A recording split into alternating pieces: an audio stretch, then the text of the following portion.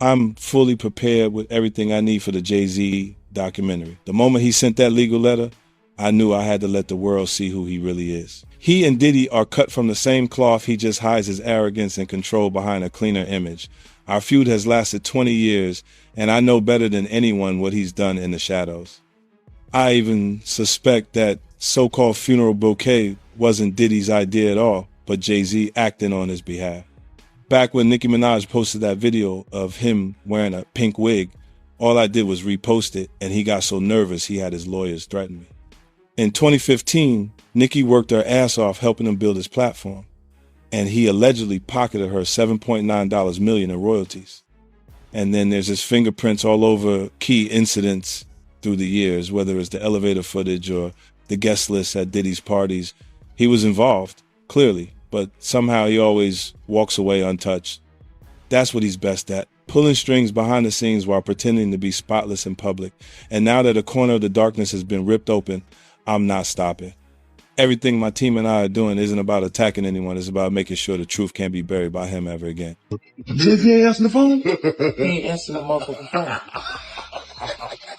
Yeah, it's like this, like We had a black billionaires lunch. black excellence. They're sitting there like, yeah. It's the billionaire brunch. Oh, Like, I hate you, man. And we here together and we gonna keep staying together. We getting tighter. unaware of anything going on here. This is the one time I'm gonna be with you this year. Yo, I feel like I'm normal again. Get me out of here. One explosive allegation suggests that 50 Cent's documentary exposed private communications between Jay-Z and Diddy, instantly triggering a crisis of silence around one of hip-hop's most guarded figures. Jay-Z has spent decades perfecting control of narrative access. An image but long-circulating rumors about his proximity to Diddy now feel unavoidable. What was once dismissed as gossip is being reframed as suppressed history. When secrecy collapses overnight, does legacy unravel faster than facts can surface? Sean Carter aided and abetted or was directly involved.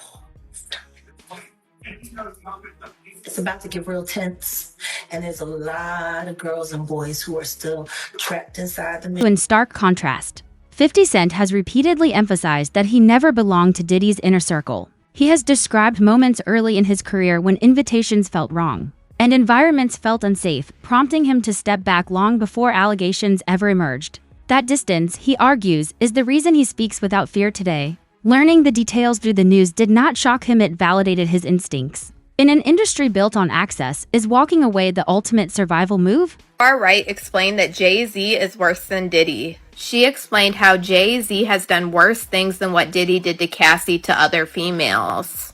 And she said that she has the scars to prove it. She alleged that at one time Jay-Z attacked her and got it on film like Diddy did. And she alleged that this is why Jay-Z is totally pulling away from Diddy and you don't see him around. And it's been alleged for quite a while that Jay-Z is pulling away from Diddy because he doesn't want himself caught in the crossfire. I mean, you even have 50 Cent at this point talking about how Jay-Z is in hiding while this whole Diddy thing blows over. And you even have these accusations of Jay-Z being responsible for what happened to Cassie White. So I'm going to go ahead and roll you guys this clip of everything that Jag had to say about Jay-Z being worse than Diddy. And you guys let me know what you guys think about all this in the comments. Sean Carter is just as bad as the diddler. And I know that for a fact. I got the scars to prove it. You want to know what a box cutter feels like going into your skin and ripping you? I can tell you how it feels.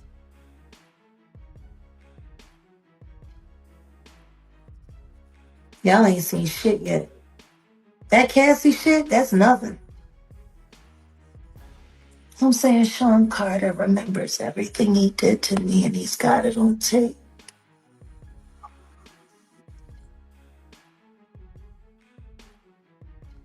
Just like Diddy. And they're going to be crazy.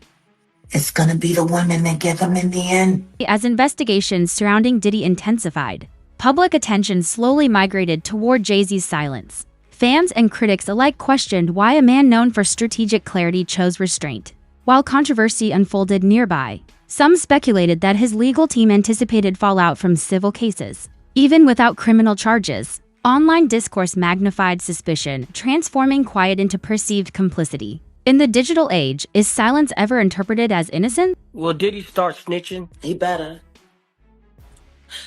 But the only thing I'm interested in him talking about is everything he knows about Kathy Coriana White. See, I know you know what happened to Corey. Diddy? I know that.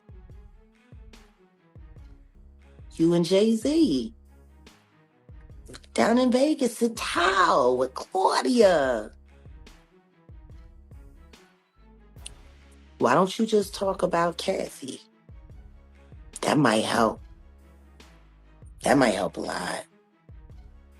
Kathy Coriana White, Jay-Z's pregnant mistress, who died 24 hours after she announced that she was going public with their relationship and the baby while he was married to Beyonce.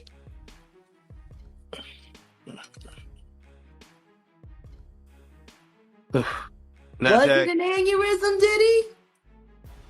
Or are you the one who paid the same coroner that you...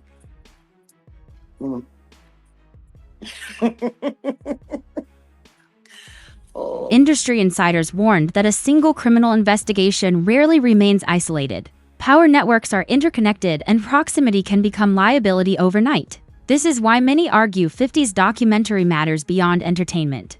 It interrogates how influence circulates and who benefited from prolonged discretion. Commentators also questioned how Diddy remained protected for so long. When influence shields behavior, who eventually absorbs the consequences? Exactly what Jay-Z's accuser is saying, that even though she dropped the lawsuit, she still stands by what she says, and she only dropped it because of harassment and the fact that she's terrified of Jay-Z. She says that Jay-Z is allegedly bullying her into saying that her accusations were false. In fact, in new legal documents, she is claiming that she was recently approached outside of her home and cornered by two people who told her they were investigators working for one of Jay-Z's lawyers. She claims they tried to get her to sign an affidavit stating that her art claims against Jay-Z were false, but she refused. Jane Doe also claims the alleged investigators asked her if her attorney, Tony Busby, sought her out as a client and offered her money to pursue false claims against Jay-Z, two allegations she says she denied. He says this alleged confrontation left her intimidated and terrified, wondering how they found her when her identity had remained anonymous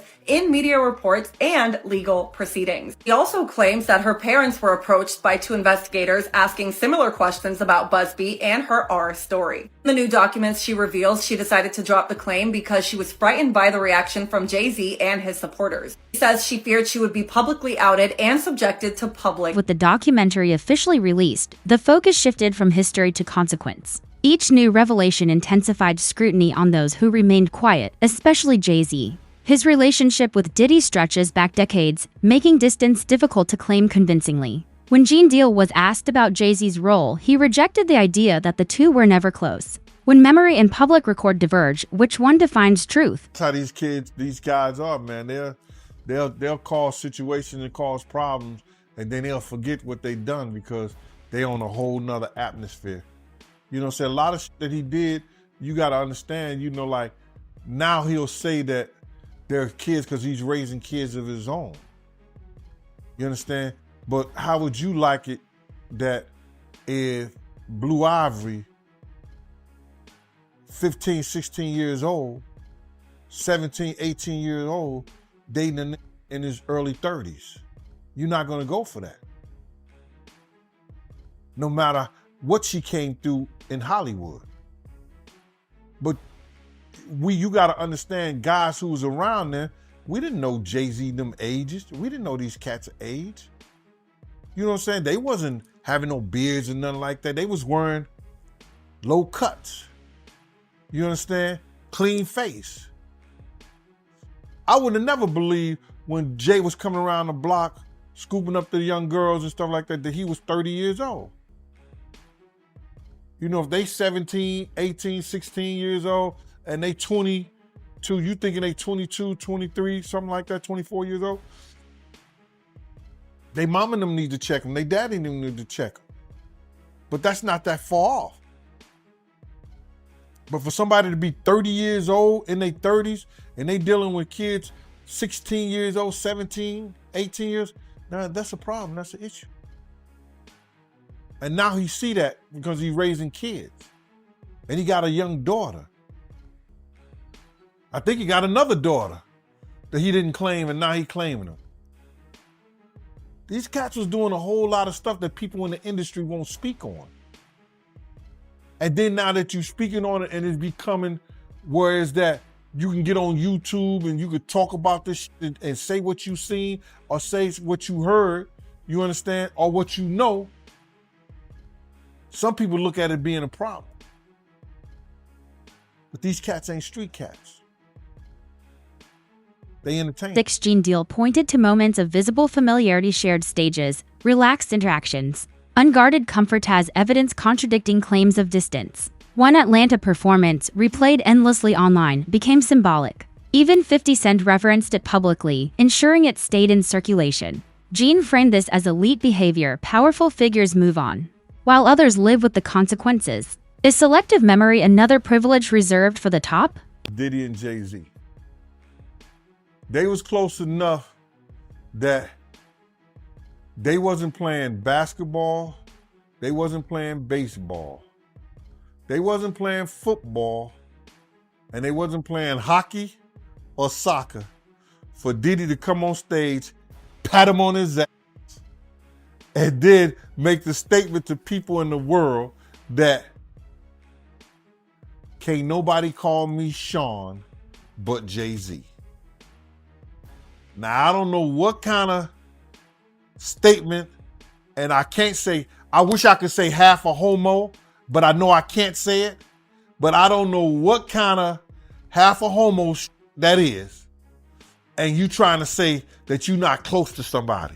You coming on stage, patting them on their ass, and then you making a broad statement to the public, can't nobody call me Sean but Sean Carter. And I heard Jay-Z said the same thing about them. But they were so close that they had matching white girls together. Because when they used to see each other, they used to say, yo, how your skinny white girl doing? He'd be like, yo, how your skinny white girl doing? So I guess that's a certain type of closeness.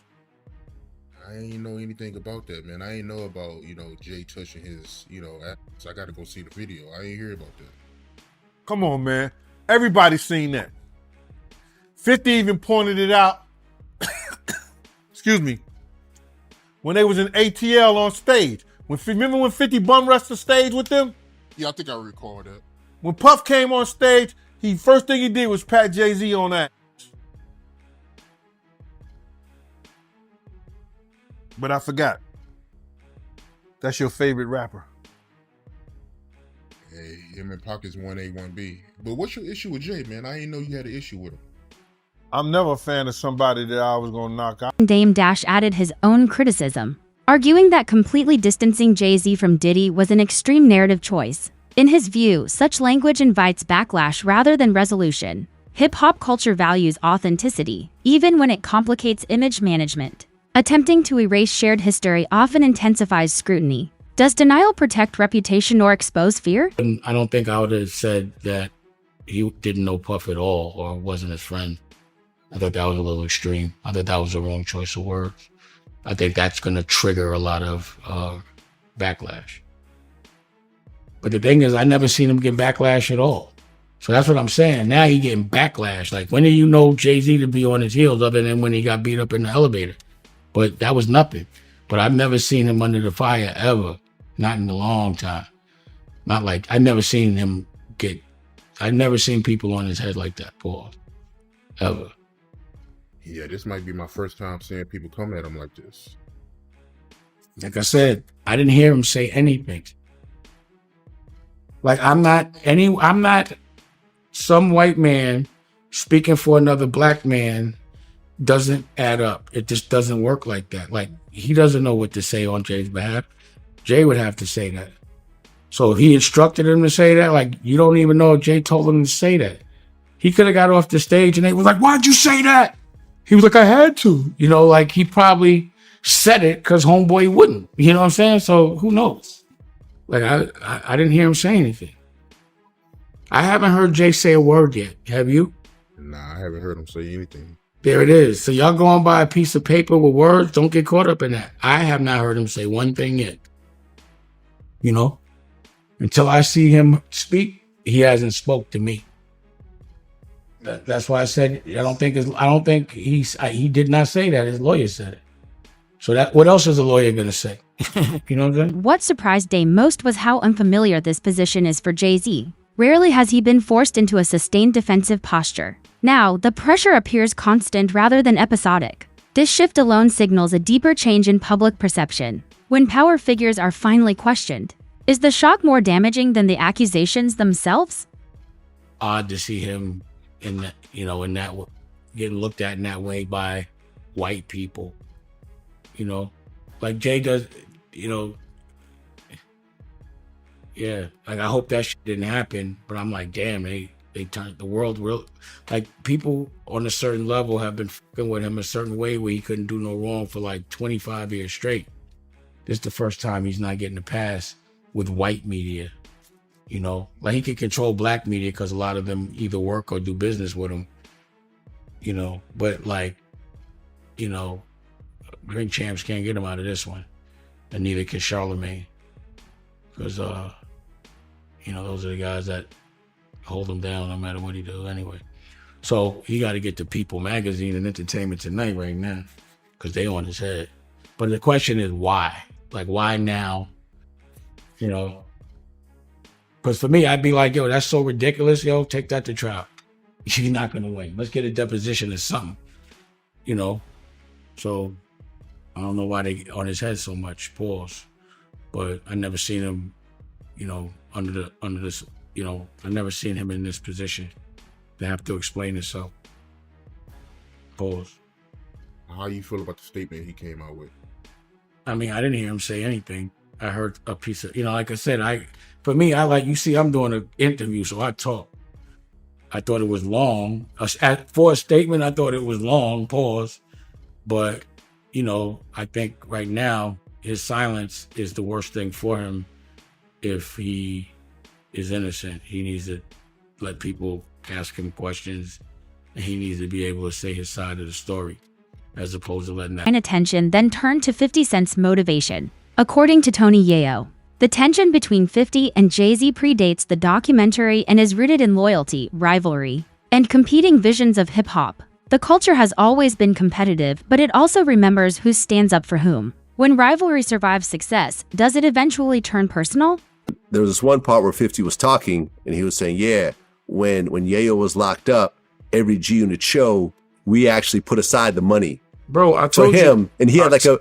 He's like, yeah, I had like $1 million. Right. I just told you when I came out of my building, I see the Statue of Liberty. Yeah. There was no way I was getting shot there. And this is what I kind of tell you is like, when we was talking about stacks with the Porsche, 50's not going to let you say, get the Porsche. He going to say, let's get him out the hood first. If the money's there, but the money has to be there for you to live like that.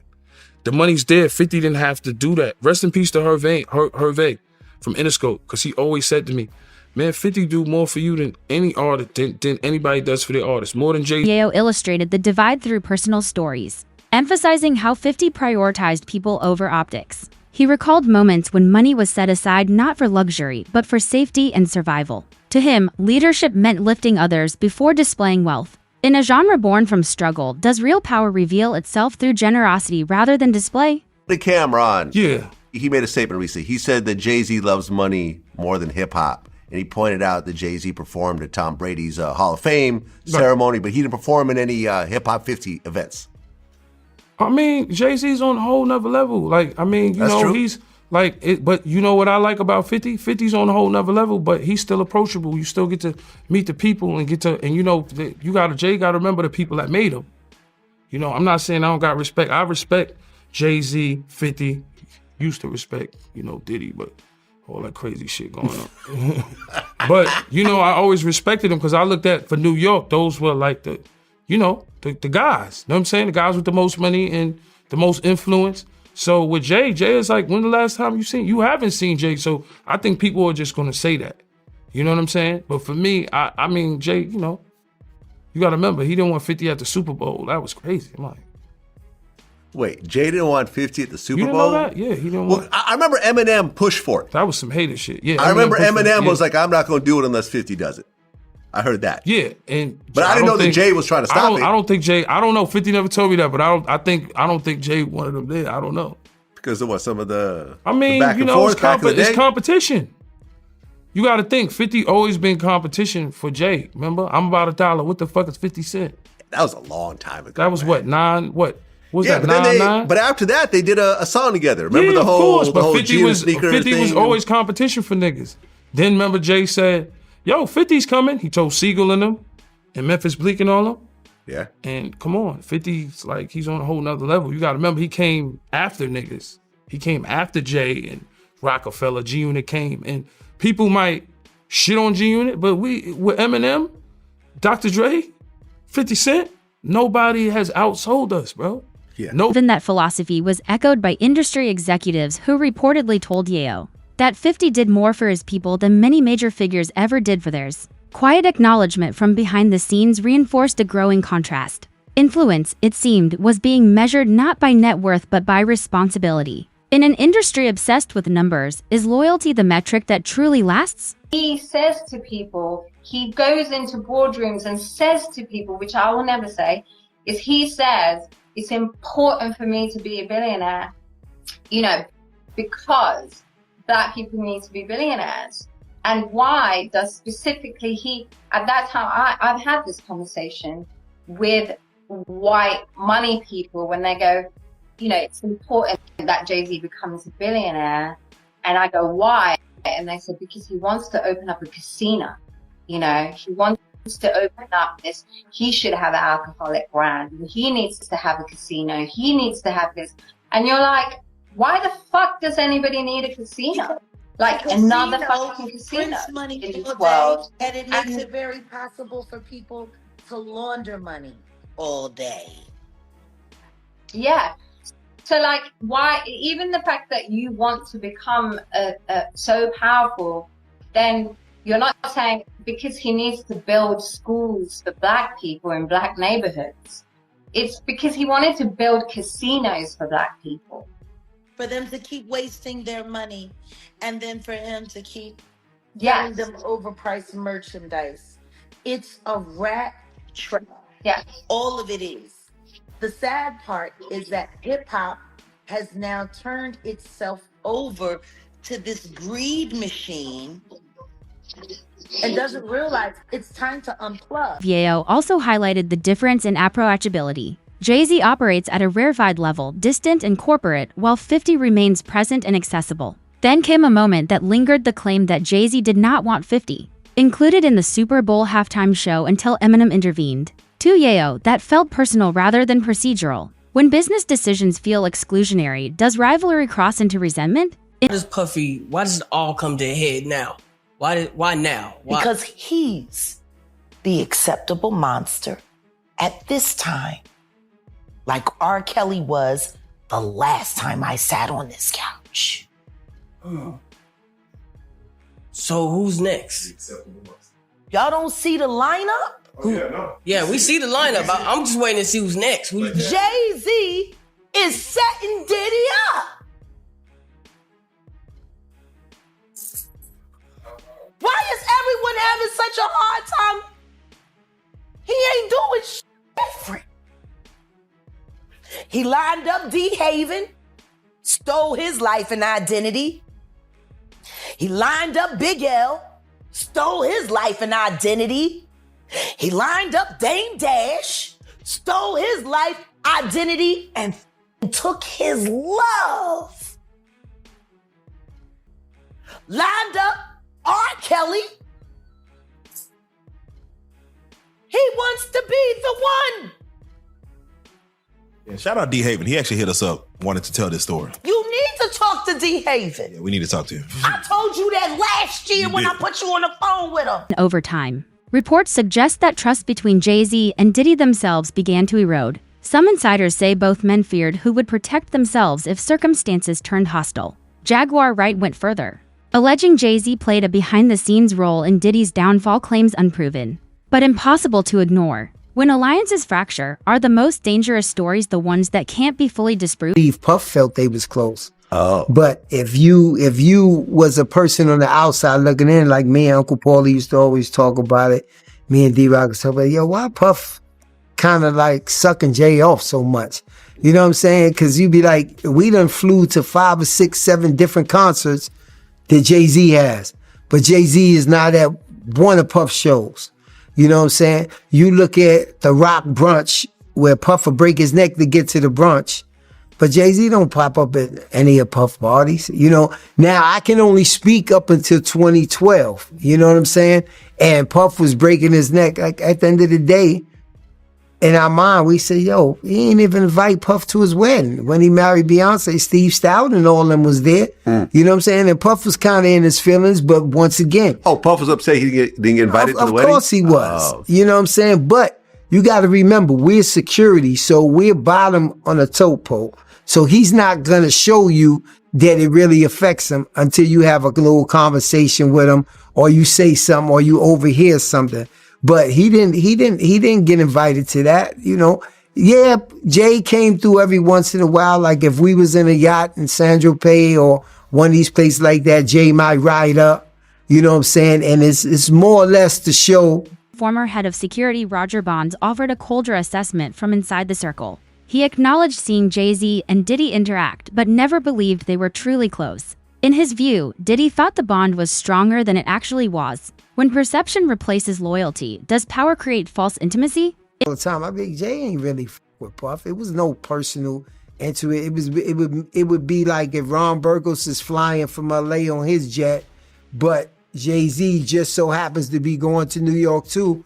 We all end up on the jet flying back, those type of things, but nothing to go out his way into. If we in a club, you might be downtown at bed or something like that. Jay-Z might be there. So they end up at the same table, you know what I'm saying? And it was times where I listen to the records now where Jay-Z said, yo, why should I drink Ciroc when why should I drink Grey Goose when Puff got Ciroc? This is something new that just started happening because I remember we almost got into a big altercation with Pecos and them because... With Sean Pecos? Yeah, because Puff was there and Jay and them was there and they had a bunch of Grey Goose bottles come to the table. And Puff felt like, yo, that was disrespectful. And he knocked over the Grey Goose bottles. You know what I'm saying? Like, yo, I think I heard about this. Fuck y'all niggas doing that for, yo, da-da-da-da-da-da. But Jay didn't care. You know what I'm saying? Like, you know, and Pecos came back to the house and explained himself, da-da-da-da-da. You know, I was eavesdropping and airdropping, you know, because like I said, Puff is always ready to fight. You know what I'm saying? But you know, Emery had just came home and this, that, and the other like that, and they ordered Grey Goose bottles. Now, why you got 10 Grey Goose bottles coming to the table if you know I'm right here at the table and I got Ciroc? So there's a lot of different things that don't add. Ultimately, Roger's conclusion was stark. Jay-Z and Diddy shared money, space, and influence, but not allegiance. Over time, those invisible fractures widened until they could no longer be ignored. Now, with documentaries, leaks, and testimony reshaping narratives, the question lingers. When power is built without trust, does it inevitably collapse inward or take others with it?